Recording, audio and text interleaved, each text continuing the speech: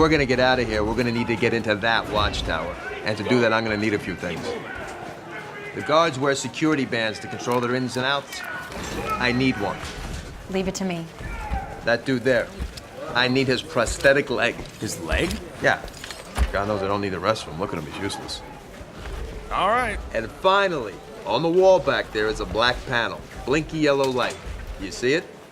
Yeah. There's a Quarnix battery behind it. Purplish box, green wires. To get into that watchtower, I definitely need it. How are we supposed to do that? Well, supposedly these bald bodies find you attractive, so maybe you can work out some sort of trade. You must be joking. No, I really heard they find you attractive.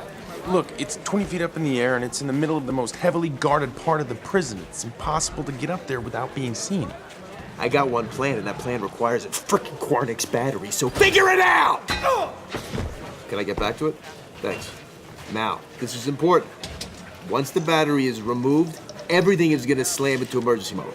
Once we have it, we gotta move quickly. So you definitely need to get that last. It's Leroy Jenkins!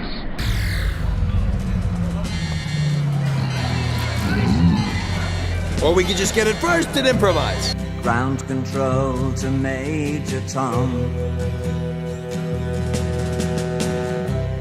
Ground control to Major Tom.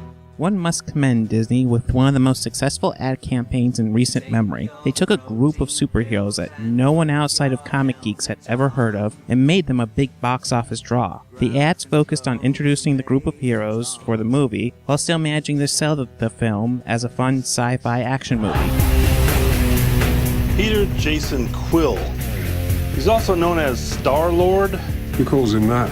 Himself, mostly. He's wanted largely on charges of minor assault, public intoxication, and fraud. Oh, I'm sorry. I didn't know how this machine worked. As of writing this, it looks as though Guardians of the Galaxy will be the most successful first part of a superhero franchise in the Marvel Cinematic Universe, not counting the Avengers.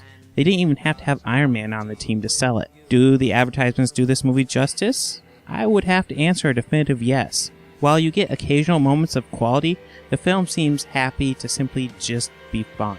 Frankly, it fits perfectly with my experience with James Gunn's movies. Like all the films from Marvel Studios, this one has a ton of references to the Avengers, but handles them with more skill than most. Okay, you may have heard of me. That was from New York. The crossover elements are seamlessly integrated into the story of the film, so nothing sticks out as being tacked on just to have an Avengers reference. Chris Pratt does a great job in the lead role as a human thief and fugitive who loves his mother's mixtapes. Zoe Saldana does well with Gamora, the servant of Ronan who secretly seeks a way to break free of her master. Vin Diesel is... well... I am Groot. He's Groot. Dave Bautista is easily the weakest link in the cast. And while he does alright, it's not on the same standard as everyone else. And finally, we get Bradley Cooper's Rocket. And he's just awesome. What percentage? I don't know. 12%. 12%? That's a fake laugh. It's real! Totally fake. That is the most real, authentic, hysterical laugh of my entire life. In the end, I would highly recommend this movie to any sci-fi or comic book fan.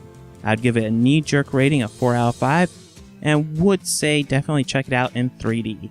Alright, this is a spoiler alert. This is your last warning. I'm going to talk about the end credit scene, so if you haven't seen this movie yet, stop it now. Last warning. So the rumor was that the post-credits scene featured a surprise cameo. In my head, I thought the most likely contenders would either be Doctor Strange or Tony Stark. And while it hasn't been publicly announced that Doctor Strange was cast, I was thinking, oh, maybe they're able to sneak someone in and, film him as Doctor Strange. Not sure how they work them into a story, but, it's a surprise. Instead, we got Howard the Duck. Seriously, what the fuck is up with that? If I ever see another Howard the Duck movie, it'll be too soon. Tell my wife I love her.